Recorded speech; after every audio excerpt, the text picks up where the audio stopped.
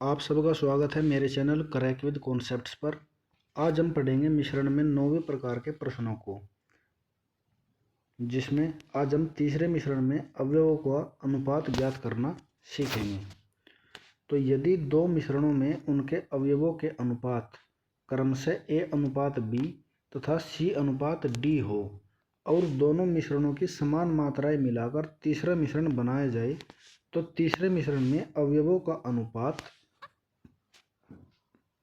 A bracket में C plus D plus C bracket में A plus B बटे B bracket में C plus D plus D bracket में A plus B होगा। तो इस सूत्र को याद रखेंगे, ये महत्वपूर्ण सूत्र है ऐसे प्रश्नों को हल करने के लिए। तो पहला सवाल देखेंगे कि सोने और तांबे के दो मिश्र धातुओं को क्रमशः 7:2 तथा 7:11 के अनुपात में मिलाकर बनाया गया है। दोनों मिश्र धातुओं के समान मात्राओं को पिघलाकर एक तीसरी मिश्र धातु बनाई जाती है। तो बताइए तीसरी मिश्र धातु में सोना और तांबा का अनुपात क्या होगा। तो इस सूत्र के माध्यम से हम इस प्रश्न को हल करेंगे।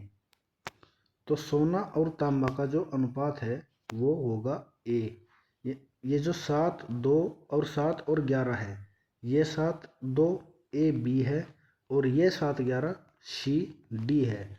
तो जहाँ पर A B C D है, यहाँ पर हम इसके मान को रखेंगे।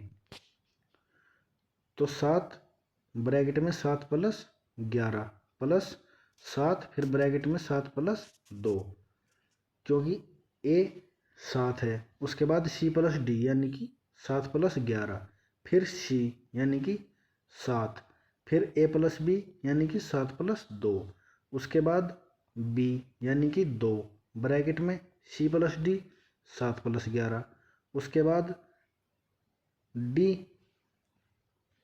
यानी कि 11 और ब्रैकेट में A प्लस B यानी कि 7 प्लस 2। इसको जब हल करेंगे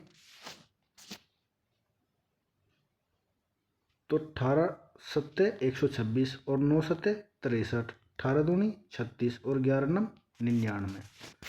तो यह आएगा 189 बटे 135।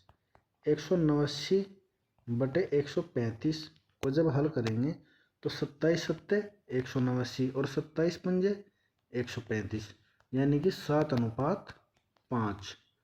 तो सोने और तांबे का अनुपात 7:5 होगा। अब देखेंगे दूसरा प्रश्न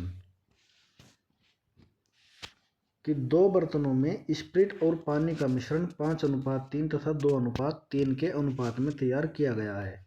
इन दोनों मिश्रणों को बराबर बराबर लेकर एक तीसरा मिश्रण बनाया गया है। तीसरे मिश्रण में स्प्रिट और पानी का अनुपात बताइए।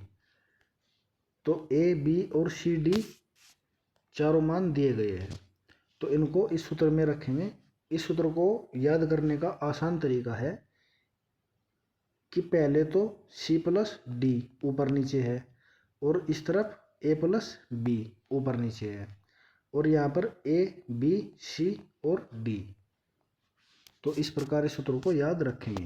तो अब इसमें जब हम मान रखेंगे तो यह आएगा 5 गुना 5 यानी कि 25, 2 अट्ठे 16, 3 पंजे 15 और 3 अट्ठे 24। इनको जब जोड़ा तो यह आया 41 बटे 39।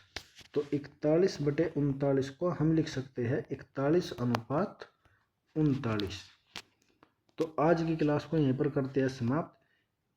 इसी प्रश्न के साथ मिश्रण का चैप्टर भी समाप्त हो गया। तो उम्मीद करता हूँ आपको ये कॉन्सेप्ट्स अच्छे से क्लियर हुआ होगा।